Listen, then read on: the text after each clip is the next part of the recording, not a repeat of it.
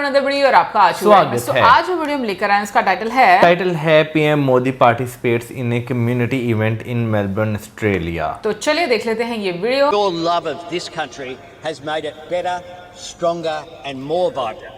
Australians of all backgrounds have been enriched by bringing your culture here and adding it to our multicultural character. We're a better nation because we have you in it. You are the living bridge between Australia and India. So thank you for being here this evening, and please join with me in welcoming my friend, Prime Minister Narendra Modi.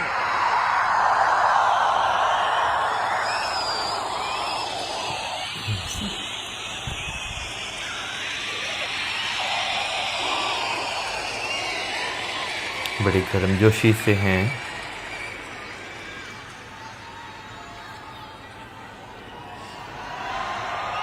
दुनिया देखो, 1 2 3 4 floors हैं, 3 floors हैं ना ऊपर।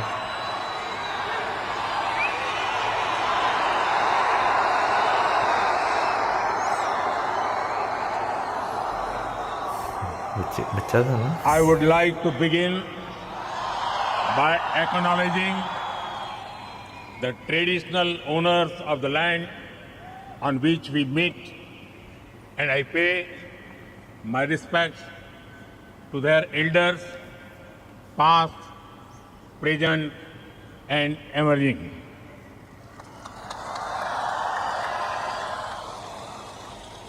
Vanakkam Melbourne. मतलब south Indian नमस्कार mites. कैसे हैं आप? केम शो? ये शो हाउसफुल है, ब्लॉकबस्टर है। मैं अपना भाषण शुरू करूं इससे पहले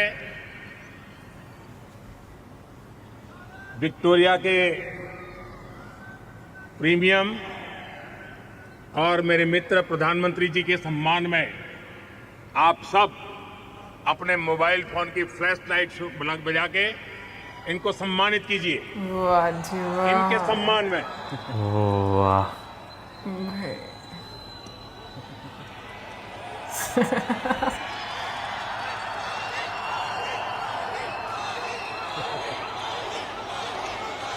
कितना अच्छा लग रहा है ना पूरा स्टेडियम, जो भी है स्टेडियम ही है ना। 3 फ्लोर्स हैं कि 2 हैं ऊपर। साथियों, इससे पहले मैं 2 बार सिडनी में आप सबसे मिला था। मेलबर्न वालों से मिलने का मुझे भी इंतजार था, इसलिए सोचा इस बार मेलबर्न वालों के साथ फ्लैट वाइट कॉफी पीता हूं।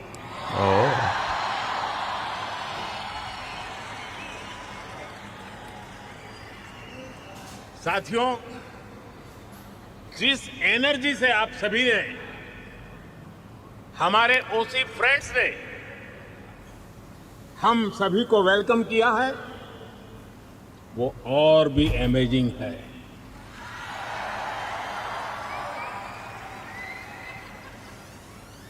मेलबर्न ने एक तरह से मैदान मार लिया है।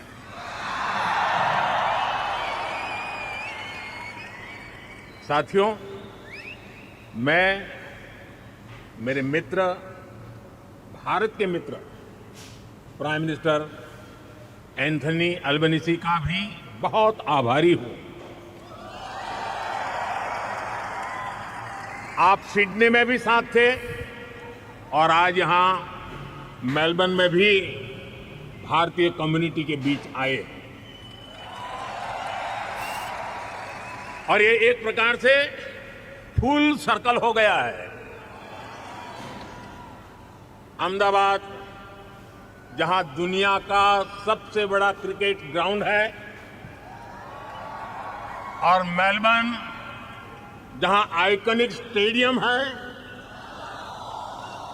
हम दोनों साथ रहे हैं। और साथियों, हम सभी ने देखा है प्राइम मिनिस्टर अल्बनीज़ी जब बोलते हैं तो भारतीयों के दिल और दिमाग में छा जाते हैं। सिडनी में भी आपने धूम मचाई थी और यहां भी आप छा गए। मैं विक्टोरिया की प्रीमियर का भी उनके ऊर्जा भरे शब्दों के लिए, भारत के प्रति इतने स्नेह से उन्होंने जो कहा उसके लिए उनका भी हृदय से आभार व्यक्त करता हूं। साथियों, मैं जब साल 2014 में ऑस्ट्रेलिया आया था तो 28 साल के बाद भारत का कोई पीएम यहां पहुंचा था। और आप याद कीजिए, तब मैंने कहा था कि अब आपको 28 साल इंतजार नहीं करना पड़ेगा। पिछले 12 वर्षों में मैं तीसरी बार यहां आया हूं,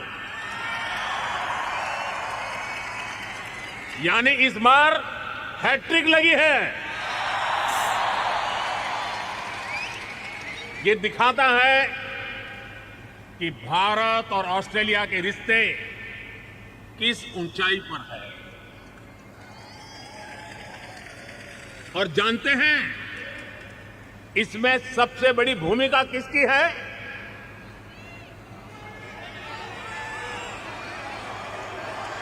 आप सबकी। बिल्कुल। मोदी की नहीं, इसमें आप सभी साथियों की भूमिका है। इंडियन डायस्पोरा की भूमिका है। साथियों, कहते हैं कि मेलबर्न शहर एक दिन में ही 4 सीजन के दर्शन करा देता है। लेकिन भारतीय समुदाय ने अपने कल्चरल कलर से इसको और वाइब्रेंट बना दिया है। यहां मेलबर्न में और आसपास काफी ऐसे स्थान हैं, ऐसे मार्केट्स हैं जो भारतीयता के रंग से भरे हैं। कोई इन्हें लिटिल इंडिया कहता है, कोई मिनी इंडिया कहता है, नाम जो भी हो, लेकिन रंग भारतीयता से भरे हुए हैं। ऐसे ही एक मार्केट का वीडियो किसी ने मुझे दिखाया। वीडियो में बता रहे थे कि वहां खूब सेल चलती रहती है। इस सेल के चक्कर में लोग गनचक्कर बन जाते हैं। शॉपिंग का मूड न भी हो तो भी खरीदारी करनी ही पड़ती है। मैं सही कह रहा हूं ना? सेल का आकर्षण होता होगा। बिल्कुल। साथियों, आप में से कई साथी फर्स्ट टाइम ऑस्ट्रेलिया आए और कईयों का जन्म भी यही हुआ। पीढ़ियां बदल गई, लेकिन भीतर की भारतीयता हमेशा हमेशा जिंदा रही।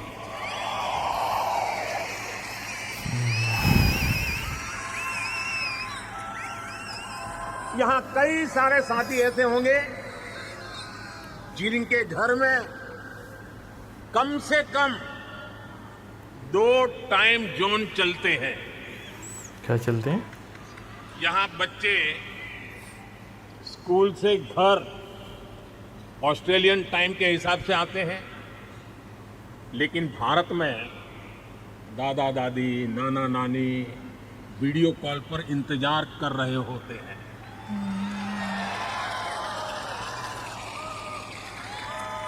यहाँ वीकेंड होता है तो भारत में टाइम किसी शादी की लाइव स्ट्रीमिंग चल रही होती है। यानी दूरी हजारों किलोमीटर की है, लेकिन डेली रूटीन आज भी भारत से जुड़ा हुआ है। और इस रूटीन के साथ आप सभी ऑस्ट्रेलिया के विकास में पूरी शक्ति से जुटे हुए हैं। मुझे आप सब पर गर्व है।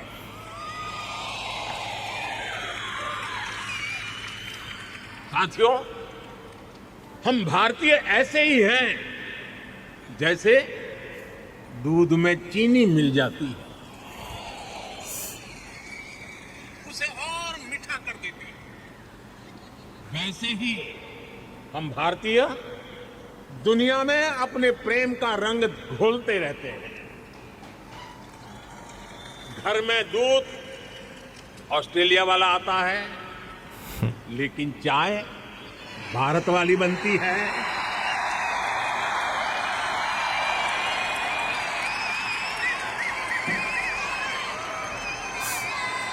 अरे चाय वाला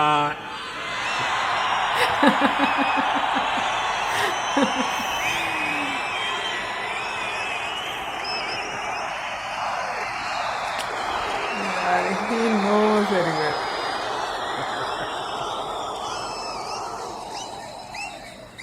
दाल सब्जियां ऑस्ट्रेलिया की है, लेकिन मसाले उनमें तड़का देसी मसालों का ही लगता है। साथियों, आपने सुना होगा भारत में आजकल भजन क्लबिंग का नया ट्रेंड चल रहा है। किसका वजन? भजन। इसको हमारी जैन जी ड्राइव कर रही है। और यहां ऑस्ट्रेलिया में भी मैंने सुना है कि आपका वीकेंड आस्था और आध्यात्म से भरा रहता है। कहीं किसी के घर भगवान सत्यनारायण की कथा, कहीं गुरुद्वारे में अरदास, कहीं बच्चों द्वारा भांगड़ा या भारतनाट्यम की प्रस्तुति, कहीं कोई क्रिकेट टूर्नामेंट चल रहा होता है। और अब तो इंडियन फिल्म फेस्टिवल भी यहां आ गया है। कुछ दिन बाद ही मेलबर्न में इंडियन फिल्म फेस्टिवल शुरू होने वाला है। मैं इसके सफल आयोजन की आपको अभी से शुभकामनाएं देता हूं। साथियों, आप सभी ऑस्ट्रेलिया की ग्रोथ को अपने परिश्रम से सींच रहे हैं, लेकिन मैं जानता हूं कि आपकी एक नजर भारत पर लगातार रहती है। भारत क्या कर रहा है, भारत की प्रगति, भारत की गति, इसकी खोज खबर आप लेते रहते हैं। साथियों, 21वीं सदी का भारत आज विकसित होने के लक्ष्य पर काम कर रहा है।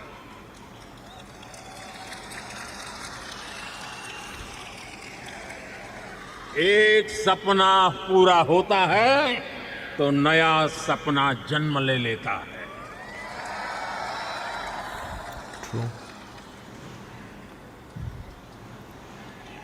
पहले कहते थे एक दीप से जले दूसरा, जलते दीप हजार। आज मैं कहता हूं एक सपने से जन्मे दूसरा सपना, सपने जन्मे हजार। एक लक्ष्य पूरा होता है तो उससे भी बड़ा संकल्प सामने आता है। ये वो भारत है जो कहता है ग्रो मोर, अचीव मोर। क्या? Grow more? हम 140 more. करोड़ एस्पिरेशन से भरे राष्ट्र हैं। हम अधीर हैं, बेसब्र हैं। हम दुनिया की सबसे तेजी से बढ़ती इकोनॉमी है, लेकिन हम जल्द से जल्द दुनिया की टॉप 3 इकोनॉमी बनना चाहते हैं, क्योंकि हमारी प्रेरणा है grow more, achieve more, grow more, grow more, grow more. साथियों, आपने भी देखा है, भारत ने मून के साउथ पोल पर चंद्रयान लैंड कराया। दुनिया में कोई और देश ऐसा नहीं कर पाया, लेकिन भारत इतने भर से संतुष्ट नहीं रहा, क्योंकि भारत कहता है ग्रो मोर, ग्रो मोर। इसलिए साथियों, भारत अब स्पेस में अपना गगनयान भेजने की तैयारी कर रहा है।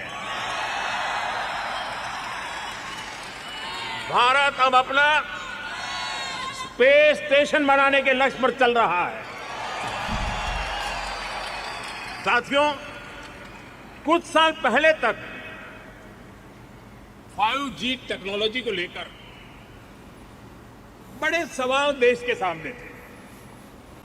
कब लॉन्च होगी, कैसे रोल आउट होगा, कितना समय लग जाएगा। हमने 2022 के अंत में 5G रोल आउट करना शुरू किया और आज भारत के 99% डिस्ट्रिक्ट इससे कवर हो चुके हैं। और आपको खुशी होगी दोस्तों, भारत 5G का फास्टेस्ट रोल आउट करने वाले देशों में से एक देश है। आज भारत दुनिया का दूसरा बड़ा 5G मार्केट बन चुका है। और इतना ही नहीं, भारत आज made in India 6G technology पर तेजी से काम कर रहा है। वो इसलिए क्योंकि भारतीय कहते हैं ग्रो मोर, अचीव मोर। हम भी याद हो गया।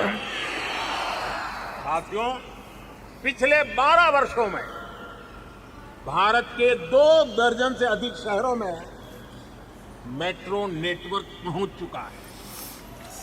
आज भारत में हर दिन 1.25 करोड़ से अधिक लोग मेट्रो में सफर करते हैं।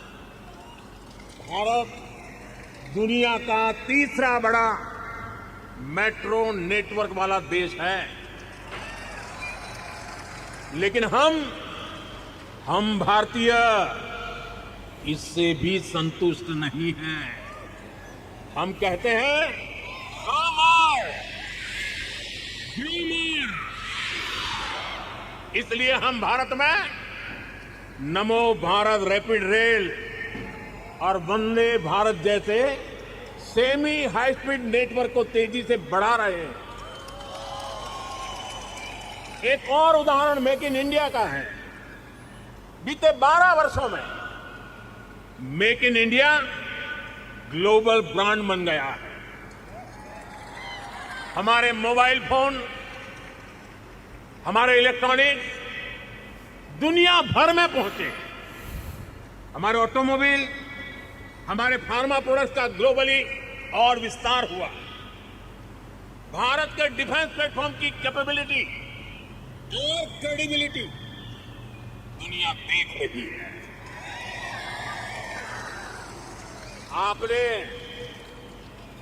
आपने ऑपरेशन सिंदूर के दौरान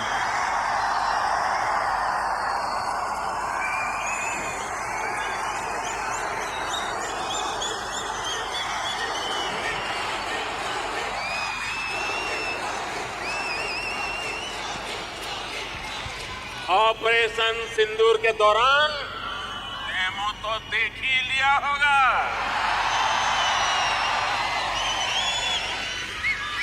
धमाके आतंकियों के अड्डों पर हो रहे थे और गूंज पूरी दुनिया में सुनाई दे रही थी।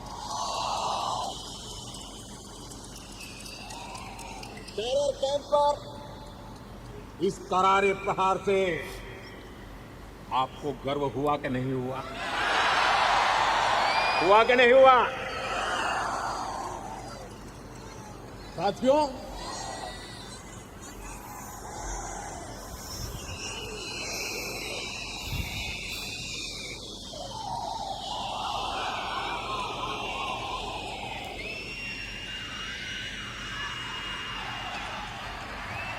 साथियों, भारत इतने पर ही रुकना नहीं चाहता।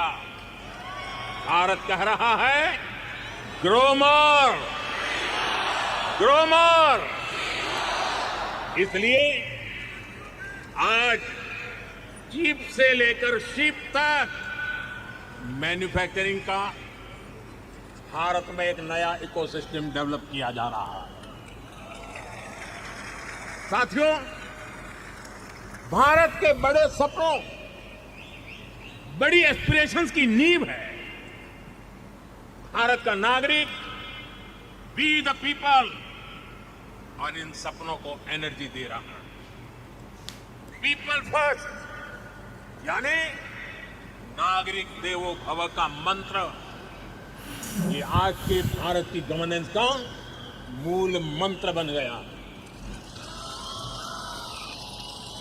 मैं आपको अटेस्टेशन का उदाहरण देता हूं। अटेस्टेशन की मजबूरी कुछ अटेस्टेशन साल पहले तक बहुत कॉमन हुआ करती। अटेस्टेशन मेरे हाल बोला। यानी कुछ भी करना हो, कहीं भी अप्लाई करना हो, अपने डॉक्यूमेंट किसी अधिकारी से अटैच कराने ही पड़ते थे। अच्छा, अटेस्टेशन। हाँ, वन विंडो आई थिंक वाला हम बात कर रहे हैं। और क्या काम था? ये बताने के लिए कि हाँ तुम वही हो। हमारे लिए तो नागरिक देवो भव अब ये स्थिति नहीं है।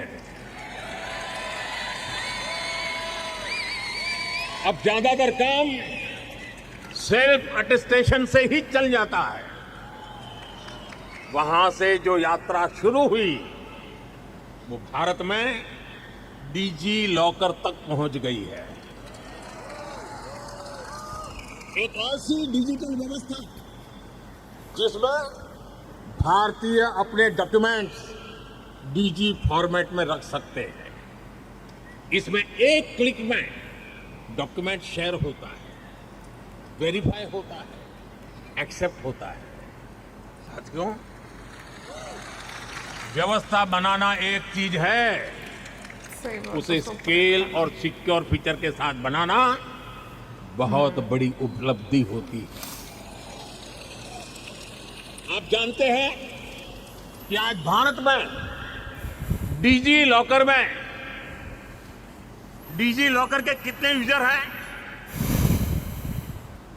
मैं जानता हूं आंकड़ा जरा याद रखना कठिन है। इस वक्त 70 करोड़ यानी 700 मिलियन से ज्यादा डीजी लॉकर यूजर हैं। बहुत बड़ा नंबर है। और इनमें 850 करोड़ से अधिक डॉक्यूमेंट स्टोर हैं। 850 करोड़ से अधिक। साथियों, नागरिक देवो भव का एक उदाहरण हमारा हेल्थ केयर सिस्टम है। आज करोड़ों भारतीयों के पास एक सिक्योर डिजिटल हेल्थ आईडी है। इसमें हेल्थ रिकॉर्ड की पूरी हिस्ट्री डिजिटली स्टोर होती है। इससे भारत में डायग्नोसिस और बेहतर हो रहा है और इससे इलाज की व्यवस्था और सुधर रही है। यही नहीं, टेली कंसल्टेशन का चलन भी तेजी से आगे बढ़ रहा है। भारत का एक ई संजीवनी प्लेटफॉर्म है। इससे अभी तक 48 करोड़ 48 करोड़ यानी 480 मिलियन टेली कंसल्टेशन हो चुकी है। इस प्लेटफॉर्म से 2.25 लाख से अधिक हेल्थ केयर प्रोवाइडर जुड़े हैं। साथियों, एक जमाने में आप सभी ने पासपोर्ट से जुड़ी परेशानियां भी सही होगी। आप याद कीजिए कितने हफ्ते लगते थे पासपोर्ट बनने में, लेकिन आज पासपोर्ट औसतन कुछ ही दिनों में मिल जाता है। यही सिटीजन फर्स्ट गवर्नेंस है, यही नागरिक देवो भव के मंत्र की सफलता है। साथियों, मैं अक्सर एक बात कहता हूं, भारत का सामर्थ्य जितना बढ़ता है उसका फायदा पूरी मानवता को होता है। हमारे संस्कार है सर्वे भवन्तु सुखिनः, यानी सब सुखी रहें। यही शाश्वत संस्कार आज भी भारत की पॉलिसी और एक्शंस को प्रेरित करते हैं। साथियों, अभी पिछले महीने ही वेनेजुएला में भूकंप की इतनी बड़ी त्रासदी आई, कितना बड़ा विनाश हुआ, सैकड़ों लोगों की जान गई। हमने दूरी कितनी है देखा नहीं, हमने वेनेजुएला की उस पीड़ा को अपनी पीड़ा समझा। भारत ने रिलीफ और रेस्क्यू के लिए ऑपरेशन चलाया। हमने जितनी तेजी से संभव हो सकता था मदद भेजी, अपने एक्सपर्ट भेजे, हमारी मेडिकल टीम से तेजी से काम शुरू किया। मुझे बहुत संतोष है कि इससे अनेक जिंदगी अब बच पाई।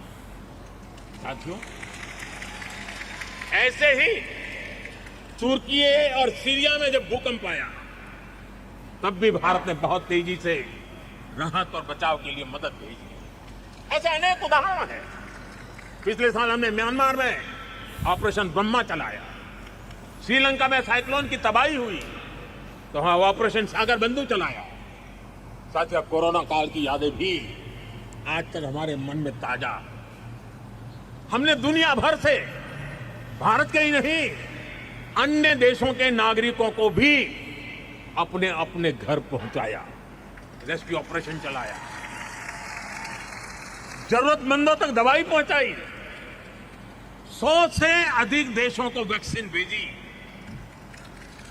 युद्ध क्षेत्रों में भी भारत ने संकट में फंसे व्यक्तियों को बाहर निकालने के लिए भरसक प्रयास किया। साथियों, भारत जब मदद करता है तो पासपोर्ट नहीं देखता, भारत जब मदद भेजता है तो पासपोर्ट का रंग नहीं देखता। इसलिए दुनिया भी भारत पर इतना विश्वास करती है। साथियों, मैं जानता हूं कि मानवता के हित में काम करने में ऑस्ट्रेलिया की भी बहुत बड़ी भूमिका है। ये हम दोनों देशों की पार्टनरशिप का एक अहम पिलर है और हम दोनों देशों की साझेदारी को एक और सेक्टर मजबूती देता है।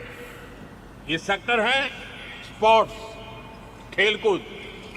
स्पोर्ट्स की दुनिया में ऑस्ट्रेलिया अपने आप में एक ब्रांड है, लेकिन भारत में भी स्पोर्ट्स इकोसिस्टम ट्रांसफॉर्म हो रहा है। साथियों, आपने खेलो इंडिया मिशन का नाम सुना होगा। ये सिर्फ एक स्पोर्ट्स पॉलिसी नहीं है, ये अभियान स्कूल लेवल से ही हजारों खिलाड़ियों का एक पूल तैयार कर रहा है। भारत में school university, national level, school level खेलो इंडिया गेम्स होते हैं। इनमें लाखों एथलीट्स पार्टिसिपेट करते हैं। इस मिशन के तहत भारत के रिमोट एरियाज में भी स्पोर्ट्स इंफ्रा तैयार किया जा रहा है।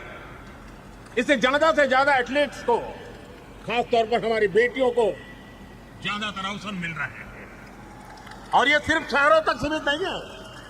सांसद खेल महाकुंभ जैसे आयोजनों से गांव-गांव में स्पोर्ट्स को फिटनेस से जोड़ा जा रहा है, करियर अपॉर्चुनिटी से कनेक्ट किया जा रहा है। और ये जो कुछ भी हो रहा है, इसका इम्पैक्ट फील्ड में दिख रहा है।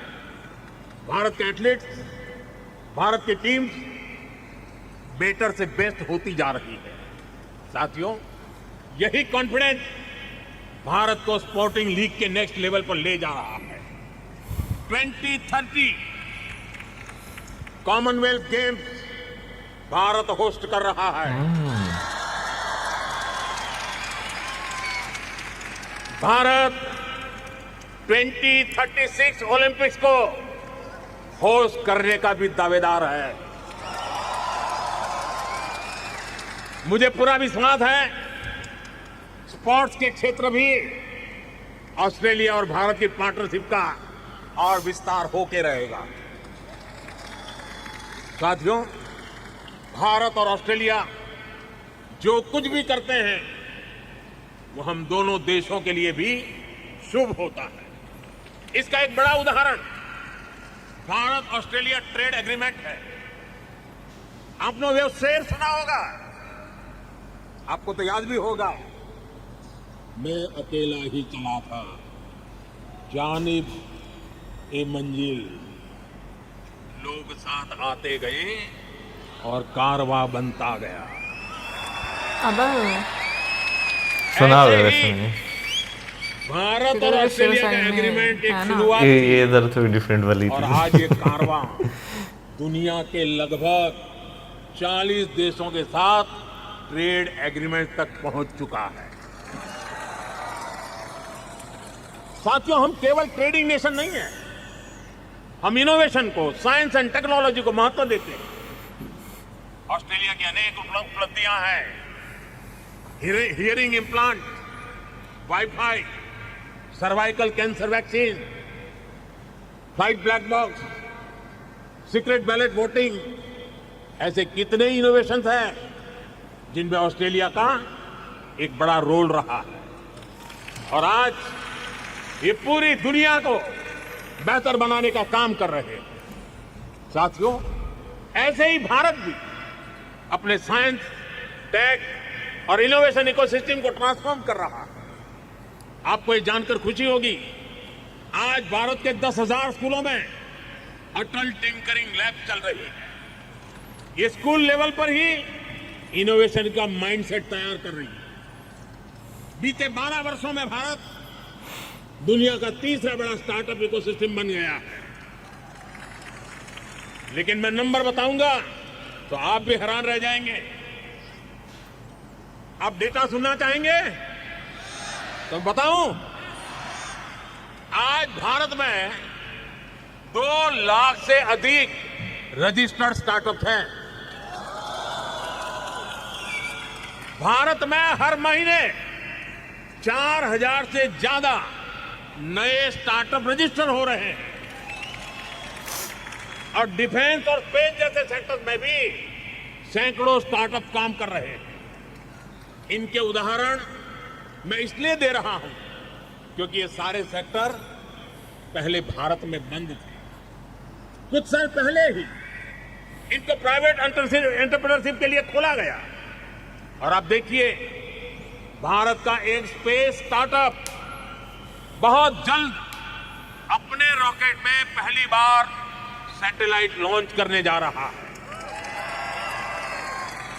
साथियों, मुझे खुशी है कि एजुकेशन, स्किल, इनोवेशन में भारत और ऑस्ट्रेलिया का रिश्ता और गहरा हो रहा है और मजबूत हो रहा है। आज ऑस्ट्रेलिया में हजारों भारतीय स्टूडेंट पढ़ रहे हैं और अब ऑस्ट्रेलियन यूनिवर्सिटीज भारत में भी अपने कैंपस खोल रही है। लेकिन और वुलांगडोंग यूनिवर्सिटी के कैंपस शुरू हो चुके हैं और भी ऑस्ट्रेलियन यूनिवर्सिटी इस तरफ आगे बढ़ रही है।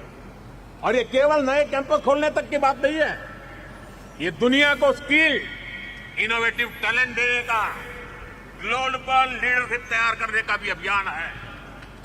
साथियों, भारत की इतनी सारी बातें मैंने आपके बीच की है, अब मैं आपसे एक आग्रह भी करूंगा, करूं? रिक्वेस्ट करोगे? मेरी बात मानोगे? वादा? कुछ समय पहले हमने हमारी प्रवासी कम्युनिटी के बच्चों के लिए भारत को जानो क्विज की शुरुआत की है। ये क्विज दुनिया को भारत की डायवर्सिटी से परिचित कराती है लोगों को, और साथ ही भारतीय कम्युनिटी के परिवारों को अपनी विरासत से जोड़ती है। मुझे जानकर अच्छा लगा कि इस साल ऑस्ट्रेलिया में बहुत सारे युवा साथियों ने इस कार्यक्रम के कर्टन रेजर में पार्टिसिपेट किया। अब इस कंपटीशन के 6th एडिशन की शुरुआत होने जा रही है। इस बार गेमिफाइड मोड में बहुत से कंपटीशन होने जा रहे हैं। मैं ऑस्ट्रेलिया में भारतीय कम्युनिटी के सभी परिवारों से आग्रह करूंगा, इसमें जरूर हिस्सा लें। लेकिन साथ साथ आप ऑस्ट्रेलिया के दोस्तों को भी, आपके स्कूल में पढ़ने वाले साथियों को, कॉलेज में पढ़ने वाले साथियों को, उनको भी इस कंपटीशन में जरूर जोड़ें। करेंगे? भूल गए? करेंगे?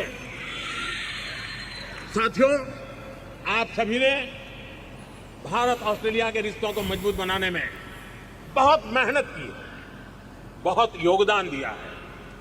लेकिन आपका काम यहां खत्म नहीं हुआ है, बल्कि यहां से आपकी जिम्मेदारियां और बढ़ गई है। अब भारत और ऑस्ट्रेलिया की पार्टनरशिप का एक अलग ही फेज शुरू हो रहा है।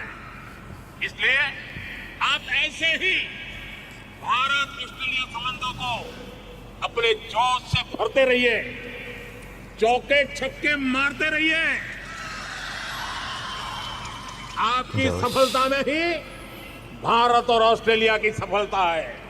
साथियों, आज के इस कार्यक्रम के लिए प्राइम मिनिस्टर अल्बनीज़ी और आप सभी साथियों को मेरा एक बार फिर बहुत बहुत धन्यवाद। मेरे साथ पूरी ताकत से बोलिए, भारत माता की, भारत माता की, भारत माता की।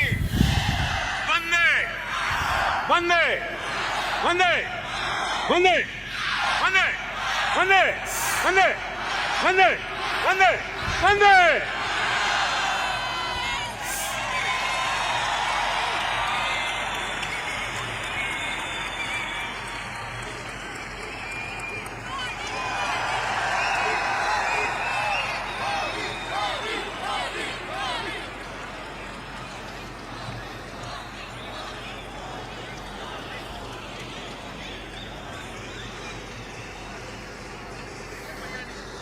हम लोग जा रहे हैं, है ना?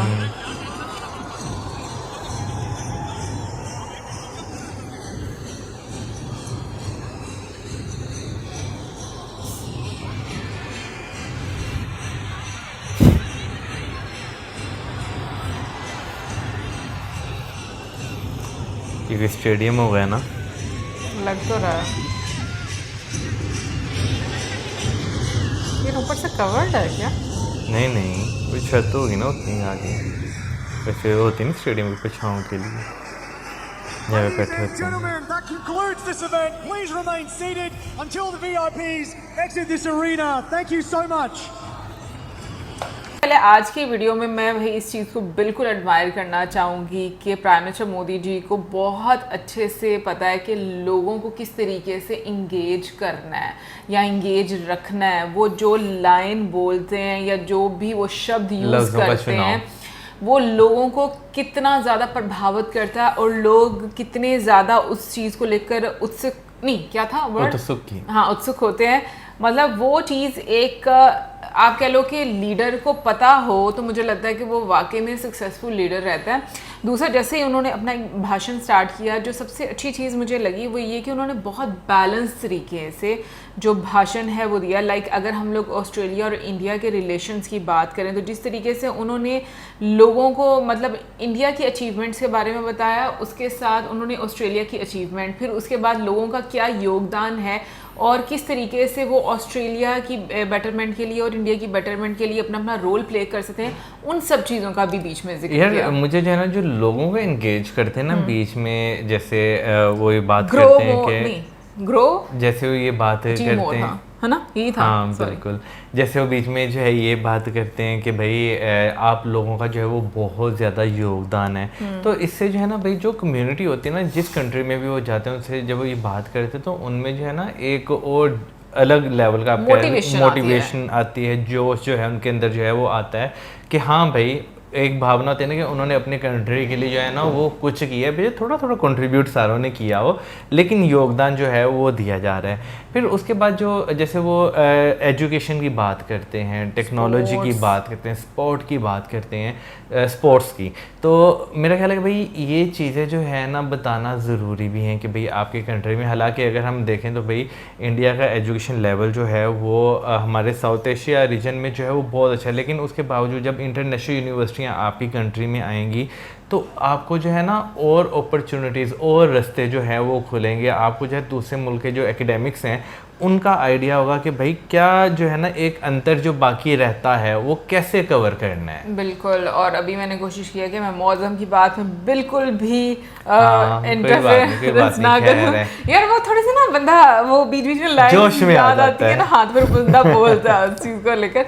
बट अगर हम लोग वाकई में इंडियन डायस्पोरा की बात करें, भाई को एक ह्यूज लेवल पर नजर आता है, और मुझे लगता है किसी लीडर की सबसे बड़ी स्ट्रेंथ लोग रहते हैं। बिल्कुल, लोगों का साथ, उनकी सपोर्ट, और जिस तरीके से उन्होंने भी बात किया कि 2014 में वो आए थे और उस टाइम पर वो 28 साल के बाद इंडिया का कोई प्राइम मिनिस्टर जो है वो ऑस्ट्रेलिया में आया। तो मैं ये बात कहूँगी कि ये चीज़ भी जैसे वो डिस्कस करते हैं ना, तो एक आपको ये कि आप अकेले नहीं हैं, ये एक आप एक मैसेज देते हैं कि आपकी कंट्री के जो लीडर हैं वो आपके साथ खड़े हैं, वो आपको पूछने के लिए कोई है, अगर आप किसी प्रॉब्लम में है तो आपको पूछे।